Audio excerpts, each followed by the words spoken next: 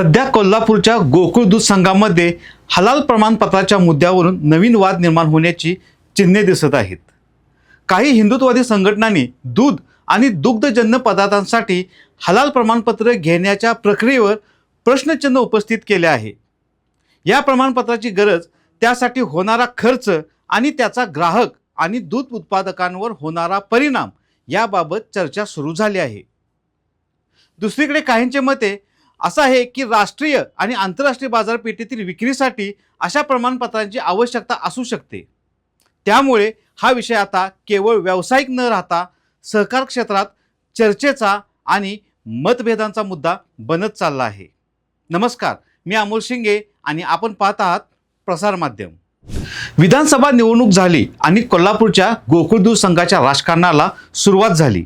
गोकुळवरून आरोप प्रत्यारोपांच्या फैरी झडू लागल्या. मित्र असणारे विरोधी झाले आणि विरोधी असणारे मित्र झाले. सत्ता संघर्ष सुरू झाला. जागा वाटपाचा तिढा निर्माण झाला आणि आता चक्क हिंदुत्वाने गोकुळच्या राजकारणात एंट्री घेतली आहे. गोकुळ दूध संघाने व्यवसायासाठी आवश्यक असणारे हलाल प्रमाणपत्र घेतल्यामुळे काही हिंदुत्ववादी संघटना आक्रमक झाल्या आहेत. आपण पहिल्यांदा हे हलाल प्रकरण काय आहे ते थोडक्यात पाहू.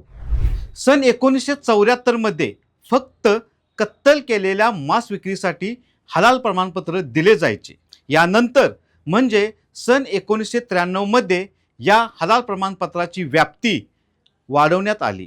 मांस उत्पादनाव्यतिरिक्त इतर अन्नपदार्थ, सौंदर्य प्रसाधने, औषधे आणि रोजच्या वापरासाठी लागणाऱ्या वस्तूंसाठी हलाल प्रमाणपत्र देण्यास सुरुवात झाली. हे प्रमाणपत्र सरकारी नाही, पण भारताच्या वाणिज्य मंत्रालयाच्या अंतर्गत काही मार्गदर्शक तत्त्वे जारी केली गेली आहेत. थोडक्यात हा कोणताही शासकीय कायदा नाही. दूध निर्यातीसाठी हे प्रमाणपत्र भारतातील सर्वच छोटे मोठे दूध संघ प्रमाणपत्र वापरतात. आता या हलाल प्रमाणपत्रावरून गोकुळबाबत बोलायचे झाले तर हे प्रमाणपत्र सन 2018 मध्येच घेण्यात आले होते.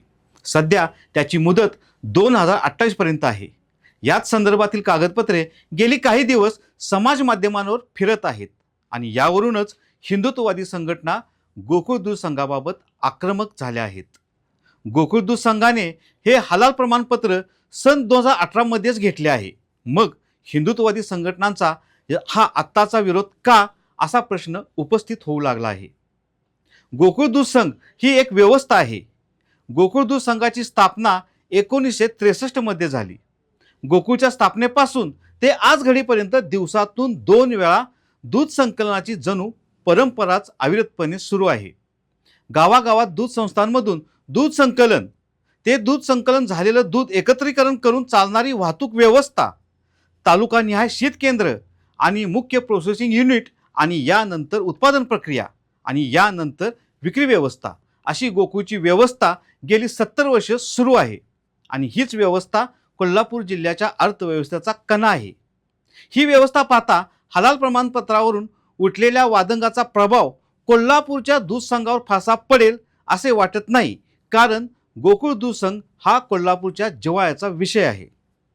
मग हिंदुत्ववादी संघटना आत्ताच हलाल प्रमाणाबाबत का आक्रमक झाल्या असाव्यात, याचा दूध उत्पादकांनी आणि ग्राहकांनीच विचार करावा लागणार आहे. गोकुळची निवडणूक जसजशी जवळ येईल तसतसा हलाल प्रमाणपत्राचा मुद्दा आणि हिंदुत्ववादी संघटना अधिक आक्रमक होतील आणि मग हिंदुत्वाचे राजकारण की शेतकऱ्यांचे अर्थकारण, यात कोणता मुद्दा महत्त्वाचा हवी होणार ते कोल्हापूरकरच ठरवतील.